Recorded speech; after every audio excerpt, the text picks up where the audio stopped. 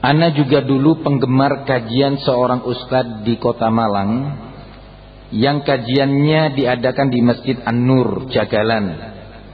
Yang ana tanyakan, apakah Ustadz Abdullah Hadrami termasuk ahlul bid'ah? Betul, termasuk ahlul bid'ah. Salah satu istrinya yang kedua atau yang ketiga dipondokkan di pondok Jamaah Tabligh. Setahun yang lalu menghadiri acara halal bihalal yang diadakan oleh organisasi Umat Islam Bersatu di Kota Malang. Yang hadir ya, tokoh sufi, ada yang Syiah, ada yang Khawarij, Ikhwanul Muslimin, campur aduk pemuda Islam bersatu. Bersama juga di sana Ja'far Umar Thalib. Nah, berbagai kemungkaran diucapkan di sana. Umat Islam bersatu, campur aduk. Ya, dari habaib, tahu habaib? Orang-orang sufi itu, habib-habib. Nah, ini Abdullah Hadrami salah satunya. Ketika kampanye partai PKS di Malang, ya, waktu itu masih Hidayat Nur Wahid, itu termasuk yang hadir di salah satu pertemuannya. Salah satu pertemuannya itu dihadiri oleh Abdullah, kumpul sama Ikhwanul Muslimin, tokoh-tokoh sufi dan yang lain. Sehingga orang ini salah satu ahlul bid'ah. Hati-hati darinya. Nah, ketika daurah Surabaya kemarin yang terbagi dua sesi antara Ustadz Muhammad dan Ustadzul Qornain. Enggak terbagi dua sesi. Satu sesi. Nah, Abdul Qornain sendiri, Ustadz Muhammad sendiri. Nah, barakallahu fikum. Ya. Nah, Ustadz Muhammad mentazkiyah. Nah, Abdul Qornain dan boleh mengambil ilmu darinya. Nah, jawabannya barakallahu fikum sebagaimana ana jawab di hadapan para ustadz di Jawa Tengah.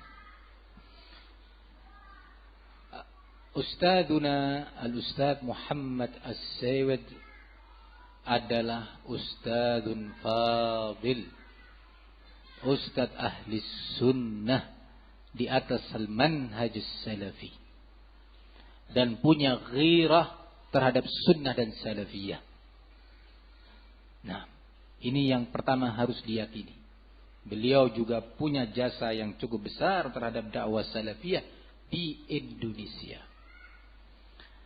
Yang kedua, Al-Ustadz Muhammad As-Saywid hafizahullah sama seperti ustadz-ustadz yang lain, sama layaknya manusia pada umumnya, ya'lam wa yajhal.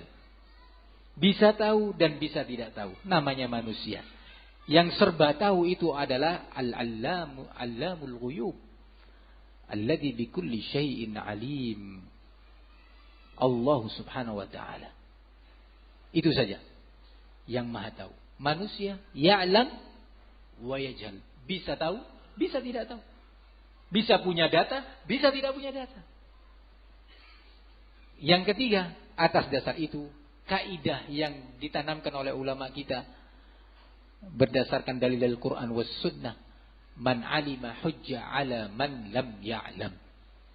Orang yang berilmu, yang punya data, yang punya maklumat adalah hujjah atas yang tidak punya ilmu atau tidak punya maklumat tentang permasalahan tersebut.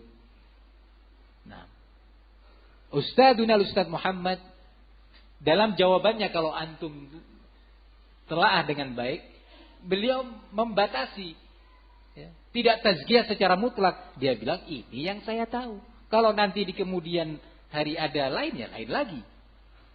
Demikian seorang salafi. Nah, sebatas apa yang diketahuinya. Yang keempat, ustadz-ustadz yang lainnya sebagai kawan-kawan beliau, murid-murid beliau juga mengetahui data-data yang kebetulan beliau belum tahu. Contohnya misalkan dulu tentang Ja'far Soleh. Pada awalnya Ustadz Muhammad masih terbawa dengan permainan mereka. Ini hati-hati.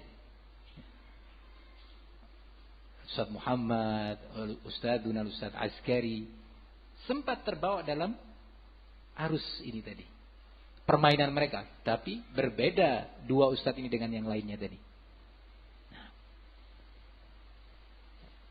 ketika para ustadz sudah memberitahu, ikhwan memberitahu tentang siapa Ja'far Saleh, syubhat-syubhatnya, ya, kebatilan-kebatilannya.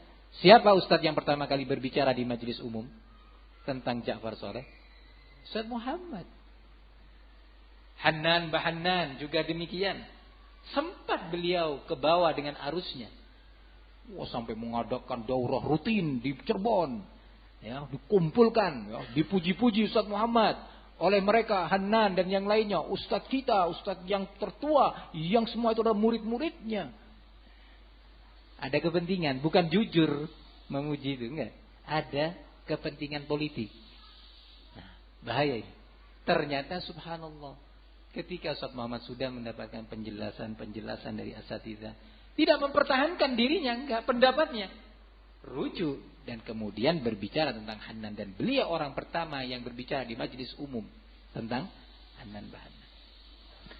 Sekarang gilirannya tentang Dzulqarnain. Ketika beberapa hari yang lalu sempat berjumpa asatidzah, kumpul asatidzah termasuk Ustadzuna Ustadz Muhammad dan Ustadzuna Ustadz Askari. Nah, baru pada saat itu Ustadz Muhammad mengetahui adanya qaul Syekh Rabi.